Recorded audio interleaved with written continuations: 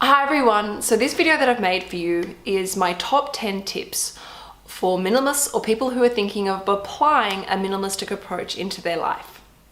Tip number 1 is only buy what you need when you need it. So this means being pretty organized and applying the just-in-time technique. For example, no more stockpiling of items. So for example, toothpaste. You only buy toothpaste when it's running low or when it's completely run out. And yes, that does mean that you need to, be very organized and maybe keep a list somewhere of things that are running low so that you buy them in time and are not caught out with no toothpaste. But it will mean that you don't waste space in your bathroom cabinet, you don't waste money, and it means you'll have it will be a lot easier to clean your bathroom cabinets when you need to. Tip number 2 is don't be afraid of letting things go. So say for example, you're going through your wardrobe and you find some items of clothing that you've barely worn or haven't worn at all, possibly still with the price tag attached. And you might look at that and think, oh my goodness, that was so expensive, what a waste of money, I never even wore this or barely wore this, but you know that you don't really like that item anymore and it doesn't actually reflect your style or taste or feel comfortable to wear. Make peace with that feeling of guilt and let it go. The whole point with minimalism is you get rid of things that don't serve you and you open up the space for bigger and better things to come into your world. So if you want a couple of different options, you could give that item away to a friend who would appreciate and value that item. You could sell it on something like, Gumtree, Craigslist or eBay, or you could just give it to charity. But it's about letting go and not feeling too guilty, but also making sure that you learn the lesson about why you bought that in the first place and why it doesn't actually suit you right now so that you don't make the same mistake again. Tip number 3 is understand that minimalism is a lifestyle. It's not an adjective or a definition, it's a way of life. And you need to be constantly working on it if you want to become, a minimalist. Old habits die hard and we all come across triggers that make us go back to our old ways of life. And I know for myself, the other day I caught myself buying excessive things that I didn't really need or want or even appreciate, and I had to stop and sit down and catch myself and ask myself, what is going on? Why am I doing this? Because this is not the way I want to live my life. And so you need to be always present with yourself and understand that minimalism is it's a way of life and it's something that you practice each day, almost like a meditation. Tip number 4 is enjoy minimalism. Minimalism is not about punishing yourself, being mean or cruel or putting very strict restrictions on yourself. It's about focusing on things that give you that you value, you love, you use, and you appreciate. And we all know from the law of attraction, where we put our energy, we get more back. So for me, applying a minimalistic approach in my life has given me so much more time, so much more energy, and that has meant that I have more time to have bigger and better connections with the people that are important to me, and I can have happier and healthier experiences in my life as I continue on through my journey. Tip number 5 is shield yourself. When I first started falling into minimalism or incorporating it into my head and home and heart, I didn't announce it to the world. But slowly people started sort of questioning why I didn't have certain things, like less kitchen utensils than most people. And I would tell them. And admittedly, some people laughed at me and thought I was crazy, it was just a phase. But I learned to sort of protect myself from people's judgment and criticism and stand my ground as to this is my home, this is my life, and this is what makes me feel good.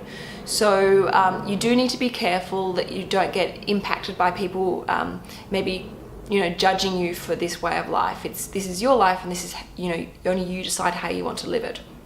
And it's funny, half the people that did maybe question me or laughed at me for this have now themselves actually incorporated a minimalistic approach. And I get these phone calls when friends are going through, cleanses and culls, and they, say how amazing it is and how they don't know why they didn't try this ages ago, and it's been, one of the best things they've discovered. And so be prepared to, to cop some criticism or people laughing at you, but that's okay because you're the one who's getting the benefit of this, and you never know who you may inspire.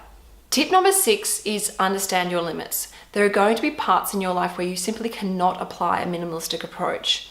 And you need to make peace with that and accept that. And, maybe that component of your life where you can't apply a minimalistic approach, maybe further down the track you can again.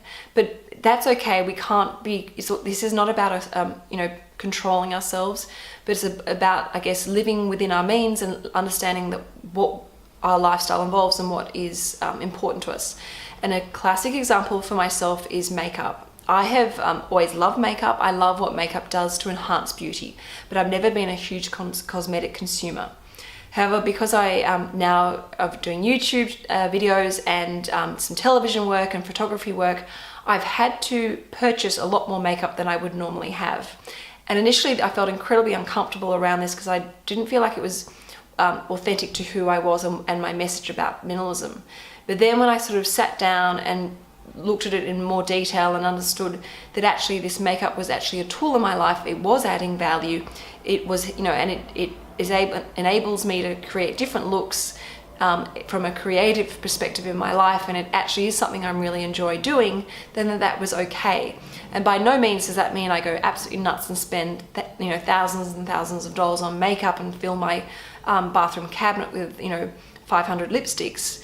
But when I do buy something, I make sure I still apply that minimalistic approach and that I love, value, and appreciate. So when I put that lipstick on, I love it, that lipstick.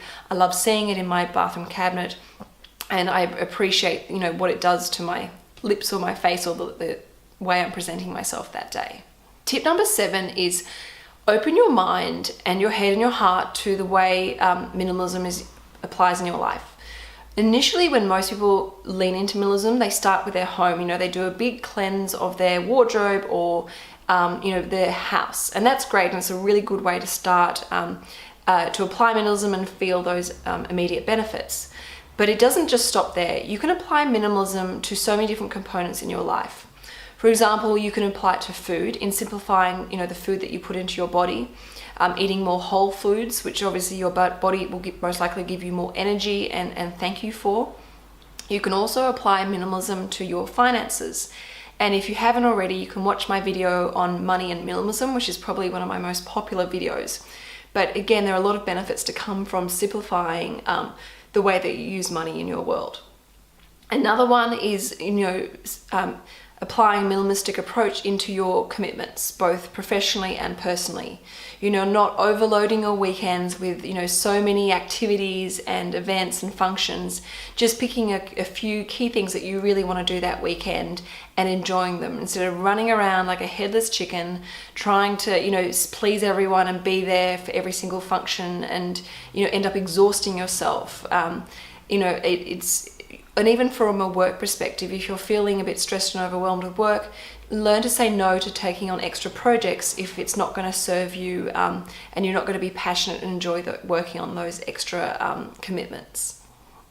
And finally, another area which I'm a little bit hesitant to talk about, but I will because I think it's of importance and consideration, worth being considered, is the connections with the people around you.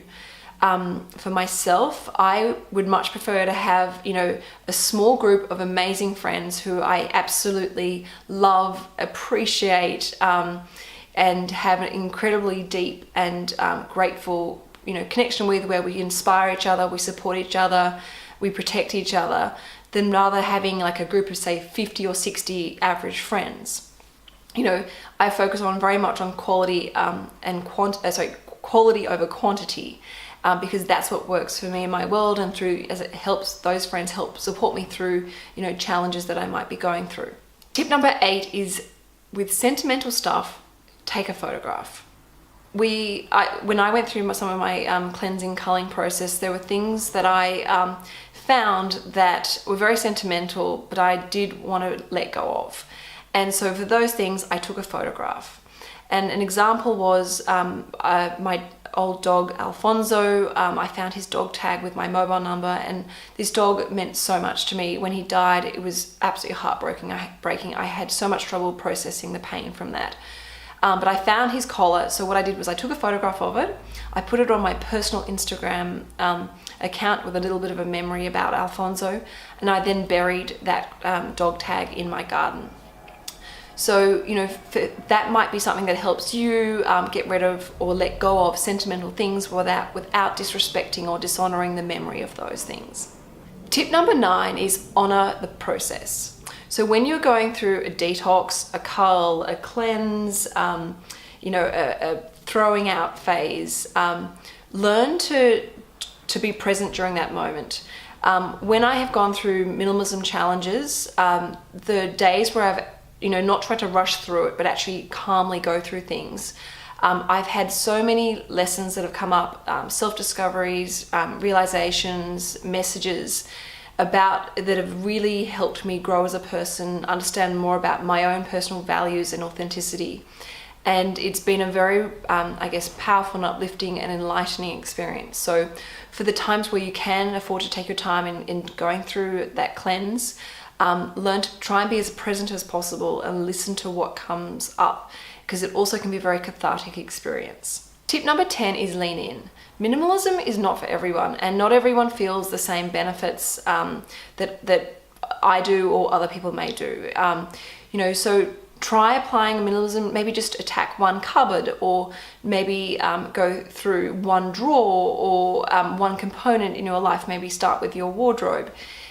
See if it works for you. If you enjoy it and you feel those benefits, that's great. Keep going with it. If it doesn't work for you, then that's absolutely fine. Leave it for a while. Maybe consider coming back to it later if you want, or don't even bother with it at all. That's absolutely fine. Everyone has their own personal journey, and it's, you know, no one should judge anyone. But, you know, I think trying anything in life is always a great experience, and by leaning in, it's a way of very gently and gradually seeing if this might serve you.